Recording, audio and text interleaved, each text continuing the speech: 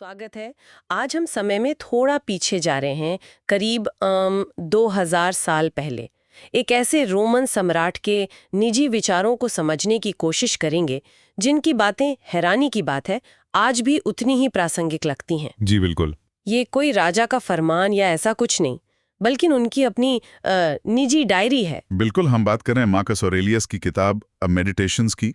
हालांकि इसे एक किताब कहना शायद पूरी तरह सही भी ना हो। अच्छा। हाँ, ये असल में लगभग समझिए 19 सालों के दौरान लिखे गए उनके अपने ख्यालात हैं, कुछ याद रखने वाली बातें हैं और आत्ममंथन का एक संग्रह है। सोचिए जरा, दुनिया के सबसे शक्तिशाली लोगों में से एक, और वो लगातार खुद को बेहतर बनाने की कोशिश में लगा हुआ था। बिल्कुल। और सबसे दिलचस्प बात यह है, जैसा आपने कहा, उन्होंने ये सब दुनिया को दिखाने या प्रकाशित करने के लिए नहीं लिखा था। हाँ, ये तो बस उनके अपने लिए थे। जी, ये उनकी अपने लिए नोट्स थे, जैसे मुश्किल वक्त में सही रास्ते पर कैसे बने रहें, अपने उसूलों को कैसे याद रखें, उसका एक तरीका।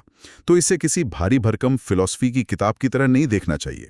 हाँ, बल्कि एक तरह की मानसिक टूल किट कह सकते हैं। या गाइड। एकदम सही कहा, एक गाइड की तरह। और इसीलिए इसमें आपको विचारों का दोहराव मिलेगा, कोई ऐसा पारंपरिक अध्याय या कोई सख्त क्रम नहीं मिलेगा। आज हमारा मकसद यही है कि इन बिखरे हुए मोतियों जैसे विचारों को चुनें, उनके गहरे मतलब को समझें और ये देखें कि ये 2000 साल पुराने ख्याल आज की भागदौड़ वाली जिंदगी में कैसे एक शांत, फोकस्ड और कह सकते हैं सार्थक जीवन जीने में मदद कर सकते हैं। ठीक है, तो चलिए इस दार्शनिक खजाने की परतों को खोलते हैं। एक चीज जो मुझे शुरू में ही बहुत आकर्षित करती है, वो है उनका नजरिया कि दूसरों के बुरे बर्ताव या आलोचनाओं से कैसे निपटा जाए।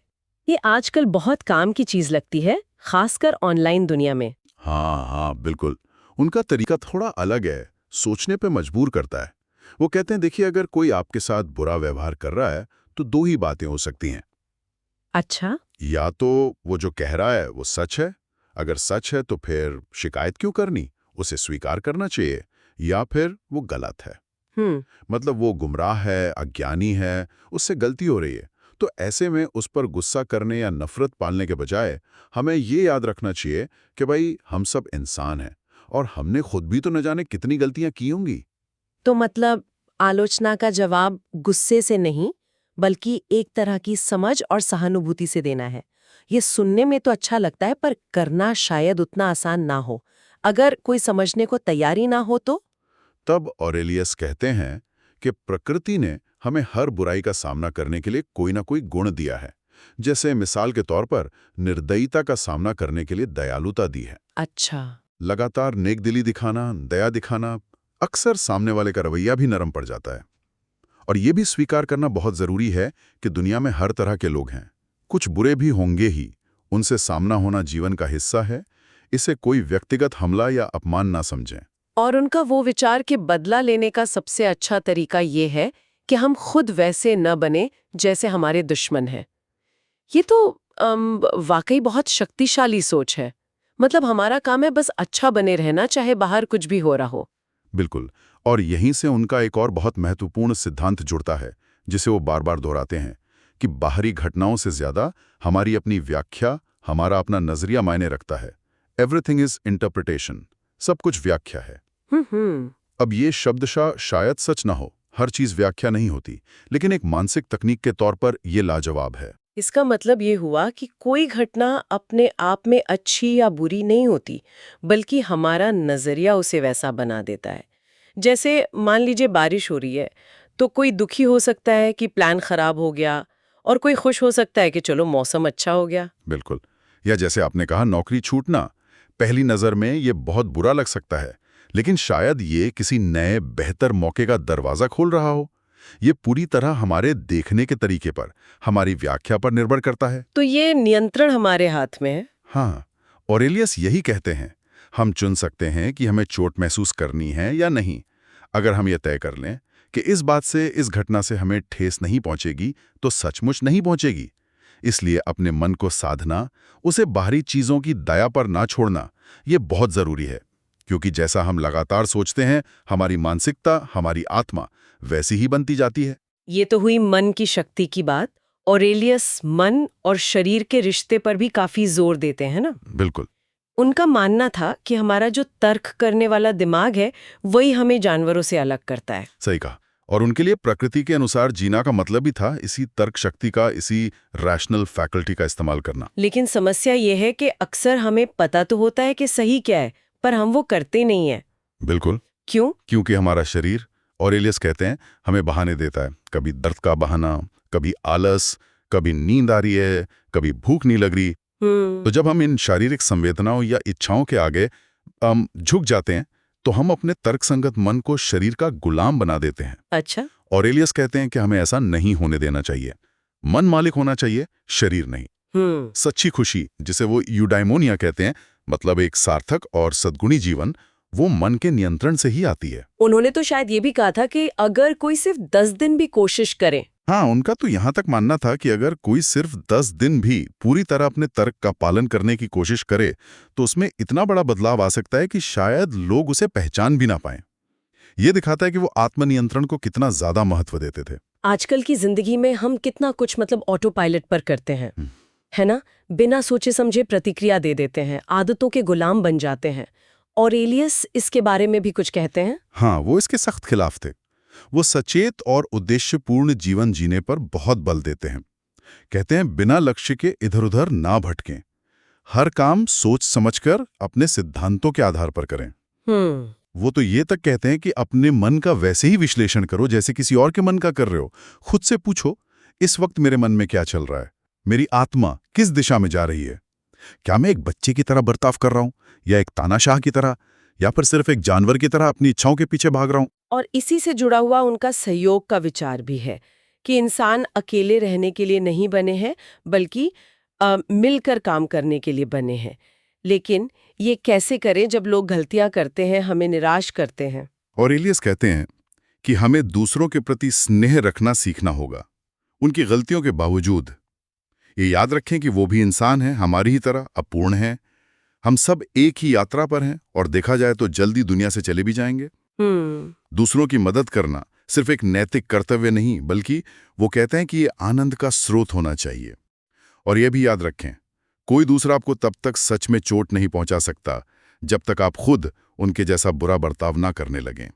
असली नुकसान बाहरी नहीं होता, वो भीतरी होता है, हमारे चरित्र का होता है। ये बात तो आज के सोशल मीडिया के ज़माने में बहुत ज़्यादा मायने रखती है, जहाँ दूसरों की राय, लाइक्स, कमेंट्स, इन सब का बहुत दबाव रहता है। और ऑरेलियस इस पर क्या कहते हैं? ये वाकई, जैसा वो कहते हैं, हैरान करने वाली बात है कि हम खुद से तो सबसे ज्यादा प्यार करते हैं, लेकिन फिर भी दूसरों की राय को अपनी राय से ज्यादा महत्व देते हैं। हाँ, ये तो है। हमें वो करना चाहिए जो हमें सही लगता है, हमारी अंतरात्मा को सही लगता है, भले ही दुनिया क्या कहे या क्या सोचे। उन लोगों की तारीफ के पीछे भागना जिनका हम शायद मन ही मन सम्मान भी नहीं करते, वो पूरी तरह से व्यर्थ है, बेकार है। प्रसिद्धि तो वैसे भी क्षणभंगुर होती है। तो प्रामाणिक होना जरूरी है, ऑथेंटिक रहना, बिना दिखावे के ईमानदारी से जीना। बिल्कुल, ईमानदार और सीधे बने, दिखावा ना करें, लेकिन साथ ही सीखने और सुधरने के लिए हमेशा तैयार रहें। अगर कोई सबूत या तर्क आपके खिलाफ जाता है तो अपना विचार बदलना कोई हार नहीं है। हाँ, ये तो सीखने की निशानी है। जी, ये तो बुद्धिमता और स्वतंत्रता की निशानी है। बस शर्त यह है कि ये बदलाव किसी दबाव में या किसी की चापलूसी करने के लिए ना हो, बल्कि आपकी अपनी समझ पर आधारित हो। यहाँ स्वतंत्रता की बात भी आती है। ऑरेलियस दूसरों के बोलने की आजादी के बारे में क्या सोचते थे? खासकर वो खुद एक सम्राट थे। वो इस बात पर जोर देते हैं कि हमें दूसरों की बातों को, यहाँ तक कि जो हमें पसंद ना हो, उनको भी सुनने और सहने की क्षमता विकसित करनी चाहिए। हम दूसरों को तो कंट्रोल नहीं कर सकते, है ना? नहीं, बिल्कुल नहीं। तो हम अपनी प्रतिक्रिया को नियंत्रित करना सीखें। वो एक ऐसे समाज की कल्पना करते हैं जहां कानून सबके लिए बराबर हों, सबको समान अधिकार मिले, बोलने की स्वतंत्रता मिले, और जो शासक हैं वो अपनी प्रजा की आज़ादी का सम्मान करें। वो सत्ता के भ्रष्ट करने वाले प्रभाव से भी वाकिफ थे और खुद को भी चेतावनी देते थे कि देखो, अगर कभी सत्ता मिले तो नजर रखना, कहीं तानाशाह ना बन जाना। यह आत्मसम्मान और अपने सिद्धांतों पर टिके रहने की बात है। वो कहते हैं कि हर काम करते हुए खुद से पूछना चाहिए, क्या ये मेरे आत्मसम्मान के अनुरूप है? क्या मुझे बाद में इस पर पछतावा तो नहीं होगा? गुस्से या आवेश में आकर कोई ऐसा काम न करें जो आपकी गरिमा के, आपकी मर्दानगी के खिलाफ हो। हाँ, और इसी से जुड़ा है उनका एक और बड़ा सीधा साधा लेकिन गहरा उपदेश, शिकायत करने से बचें। शिकायत न करें। हाँ बिल्कुल, अपना काम करें, बिना बड़बड़ाए, बिना कुड़कुड़ाए। अगर आप कुछ कर सकते हैं तो करें, अगर नहीं कर सकते तो मदद मांगें, लेकिन फिर भी शिकायत ना करें, मन में भी नहीं। वो दयालुता और शिष्टाचार को असली ताकत मानते थे, न कि गुस्से और असंतोष को। अब उस मशहूर स्टोइक विचार पर आते हैं, बाधा ही रास्ता है। The obstacle is the way। ये सुनने में बड़ा आकर्षक लगता है, पर इसका व्यावहारिक मतलब क्या है रोजमर्रा की जिंदगी में? देखिए, इसका मतलब है कि जब जीवन में कोई रुकावट आती है, कोई मुश्किल आती है, तो उसे सिर्फ एक प्रॉब्लम की तरह ना देखें, बल्कि खुद से पूछें, ये मुश्किल मुझे क्या सिखा सकती है? इससे कौन सा नया अवसर पैदा हो रहा है? हमारा मन इतना शक्तिशाली है कि वो उस बाधा को ही अपने लक्ष्य तक पहुंचने का साधन बना सकता है। मतलब जो चीज रास्ते में आती है वही रास्ता बन जाती है। तो ये भी एक तरह से नजरिए का ही खेल हुआ। मान लीजिए कोई जरूरी काम है और गाड़ी खराब हो गई, तो शिकायत करने और घबराने के बजाय ये सोचना कि अच्छा अब क्या विकल्प है, शायद पब्लिक ट्रांसपोर्ट इस्तेमाल करने का मौका मिले या किसी और से मदद लेने का। बिल्कुल, ये एक मानसिक फ्रेमवर्क है, एक नजरिया है। जाहिर है हम मुश्किलें नहीं चाहते, कौन चाहेगा, लेकिन जब वे आएं तो उन्हें विकास के सीखने के अवसर की तरह देखना शिकायत करने से कहीं बेहतर है। ऑरेलियस हमें याद दिलाते हैं कि ये जो ब्रह्मांड है, ये कायनात, ये हमारे सुख दुख के प्रति उदासीन है। मुश्किलें, झटके, यहाँ तक कि त्रासदियां, ये सब जीवन का हिस्सा हैं। यही जीवित होने का मतलब है। तो हमें ये प्रार्थना नहीं करनी चाहिए कि मेरे साथ कुछ बुरा ना हो, बल्कि ये करनी चाहिए कि मुझ में बुराई का सामना करने की हिम्मत हो। वाह! फोकस बाहरी घटनाओं पर नहीं, अपने आंतरिक चरित्र पर होना चाहिए। एकदम सही। जब विपत्ति आए तो उस चट्टान की तरह बने जिससे लहरें लगातार टकराती हैं, लेकिन वो अडिग रहती हैं, बल्कि टकरा टकरा कर लहरें ही शांत हो जाती हैं। वाह! बल्कि उनका तो ये भी मानना था कि विपत्ति हमें और मजबूत बना सकती है। ये सोचना कि हाय मेरे साथ ऐसा क्यों हुआ, ये दुर्भाग्य है। सही सोच ये है कि ये मेरा सौभाग्य है कि ऐसा होने पर भी मैं विचलित नहीं हुआ और बहादुरी से इसका सामना कर रहा हूँ। ऑरेलियस का ये भी कहना था कि इतिहास खुद को दोहराता है, मतलब सूरज के नीचे कुछ भी नया नहीं है। क्या इसका मतलब ये है कि हमारी आज की जो समस्याएं हैं वो उतनी अनोखी नहीं है जितना हम कभी-कभी समझ लेते हैं? हाँ, उनका यही मानना था। समाज बदल सकता है, तकनीक बदल सकती है, लेकिन इंसान की जो मूल भावनाएं हैं, जो चुनौतियां हैं, जैसे धोखा, विश्वासघात, महत्वाकांक्षा का टकराव, नुकसान का डर, ये सब हजारों सालों से वैसी ही हैं। इन पर बहुत ज्यादा चौंकने या गुस्सा होने के बजाय हमें बड़ी तस्वीर देखनी चाहिए। छोटी छोटी बातों को नजरअंदाज करना सीखें और उन चीजों पर ध्यान केंद्रित करें जो वाकई मायने रखती हैं। तो इसका समाधान है व्यवहारिक बनना, प्रैक्टिकल होना, जो सामने है उससे निपटना, लक्ष्यहीन भटकना बंद करना और एक बार फैसला ले लिया तो फिर उस पर टिके रहना। बिल्कुल, और हर काम को ऐसे करना मानो वो आपका आखिरी काम हो। ये तो बड़ा गहरा विचार है। हाँ, ये सोच हमें टालमटोल से बचाती है और हमें वर्तमान क्षण में पूरी तरह जीने के लिए प्रेरित करती है। फालतू के विचारों, भविष्य की बेवजह की चिंताओं से मन को हटाकर वर्तमान पर जो काम हाथ में है उस पर केंद्रित करें। और सही काम करने के बारे में क्या? अगर कोई काम सही नहीं है तो उसे ना करें, अगर कोई बात सच नहीं है तो उसे ना कहें। ये तो सीधा लगता है, पर तब क्या जब सही काम करने में विरोध हो, लोग रोकें? ऑरेलियस कहते हैं कि तब भी प्रयास जारी रखें। देखिए, अगर आपका लक्ष्य हमेशा सही करने का प्रयास करना है तो बाधा आने पर भी आप असफल नहीं हुए, क्योंकि आपने प्रयास तो किया। अच्छा, यानी कोशिश करना ही अपने आप में एक सफलता है। जी, नेक कामों का इनाम खुद वो काम ही है। दूसरों की मान्यता या प्रशंसा पर अपनी खुशी को निर्भर ना करें। अपनी भलाई को, अपनी संतुष्टि को अपने कर्मों से जोड़ें, ना कि लोगों की प्रतिक्रिया से। जीवन की क्षणभंगुरता और मृत्यु का विचार भी मेडिटेशंस में बार बार आता है। ये थोड़ा निराशाजनक सा लग सकता है कुछ लोगों को, पर ऑरेलियस इसे निराशाजनक नहीं बल्कि प्रेरणादायक मानते थे। जीवन छोटा है, मृत्यु निश्चित है, ये सच्चाई है। इसलिए सही काम करने का, एक अच्छा सार्थक जीवन जीने का समय अब है। अभी? जी, अभी। टालमटोल बंद करें। न्याय, ईमानदारी, साहस, आत्मनियंत्रण, इन गुणों को सबसे ऊपर रखने का फैसला करें। उन्होंने एक मानसिक तकनीक भी सुझाई थी। सोचें कि आपका पिछला जीवन, कल तक का जीवन, वो मर चुका है, वो खत्म हो गया, और आज से आप एक नया छोटा जीवन जी रहे हैं। अब इस बचे हुए जीवन को बेहतरीन तरीके से जिएं। और जब हम रास्ते से भटक जाए, जो कि हम सब कभी ना कभी भटकते ही हैं, कितना भी कोशिश करें, तब क्या, हार मान ले? बिल्कुल नहीं, बिल्कुल नहीं। ऑरेलिस जानते थे कि जीवन एक बाधा दौड़ जैसा है। संतुलन बिगड़ेगा ही, चीजें हमें रास्ते से हटाएंगी ही। जब ऐसा हो तो निराश ना हो, खुद को कोसे नहीं, तुरंत खुद को संभालें और वापस अपने सिद्धांतों पर, अपने केंद्र पर लौटे। जितनी बार आप ये अभ्यास करेंगे, उतनी जल्दी आप वापस ट्रैक पर आना सीख जाएंगे, उतने ही बेहतर होते जाएंगे। अपूर्ण होने पर भी इंसान की तरह व्यवहार करने की कोशिश करने का जश्न मनाएं और अपने चुने हुए रास्ते पर वापस लौटाएं। और हाँ, गर्व और दिखावे से बचें, क्योंकि ये तर्क के सही सोच के भटकाने वाले हैं। हुआ ऊन है, ये चीजों से मोह कम करने में कैसे मदद करता है? ये हमें चीजों को उनके मूल रूप में देखने में मदद करता है, बिना उस बाहरी चमक दमक या सामाजिक टैग के जो हमने उस पर लगा दिया है। इससे उनका हम पर जो भावनात्मक असर होता है वो कम हो जाता है। अच्छा। और यही चीज हमें लोगों के व्यवहार पर भी लागू करनी चाहिए। उनके भारी पद या दिखावे के बजाय उनके सिद्धांती और उनके चरित्र को देखें।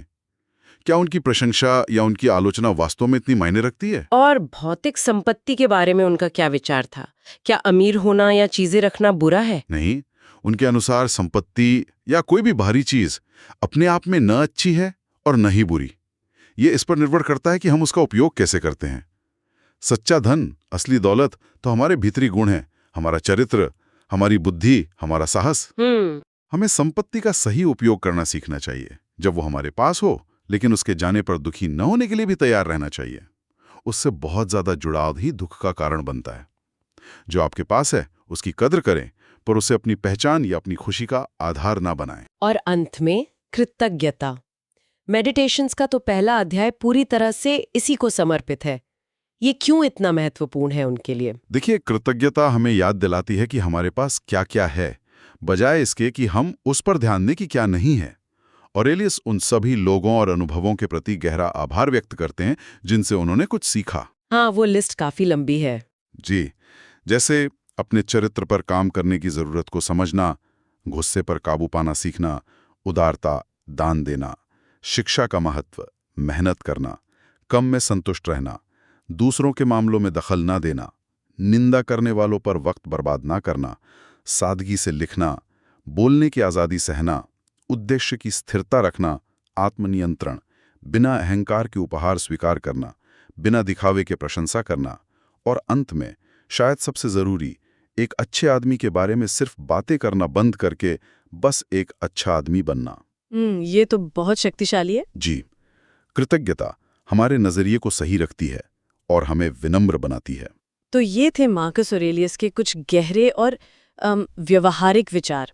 एक सम्राट की निजी डायरी से निकले ये सबक आज भी हमें याद दिलाते हैं कि सच्ची शांति और संतुष्टि बाहरी परिस्थितियों में शायद उतनी नहीं है जितनी हमारे अपने नजरिए, हमारे अपने कर्मों और हमारे मन पर नियंत्रण में निहित है। निश्चित रूप से ये कोई ऐसा नहीं है कि कोई जादुई बटन दबाया और सब ठीक हो गया। ये रोजमर्रा के अभ्यास की निरंतर कोशिश की मांग करता है। अपने विचारों के प्रति सचेत रहना, सही काम करने का चुनाव करना, मुश्किलों को स्वीकार करना सीखना और जो मिला है उसके लिए आभारी होना। और शायद अंत में श्रोताओं के लिए सोचने को एक सवाल छोड़ जाते हैं जो ऑरेलियस के विचारों से ही निकलता है। अगर हम अपने जीवन के हर पल को, हर कार्य को ऐसे करें जैसे कि ये हमारा आखिरी पल या आखिरी कार्य हो, तो हमारे निर्णयों, हमारी प्राथमिकताओं और हमारे व्यवहार में कितना गहरा बदलाव आ सकता है। निश्चित रूप से ये एक बहुत शक्तिशाली विचार है। ये हमें वर्तमान क्षण के महत्व और जीवन की अनमोलता, उसकी क्षणभंगुरता की याद दिलाता है। सोचने वाली बात है।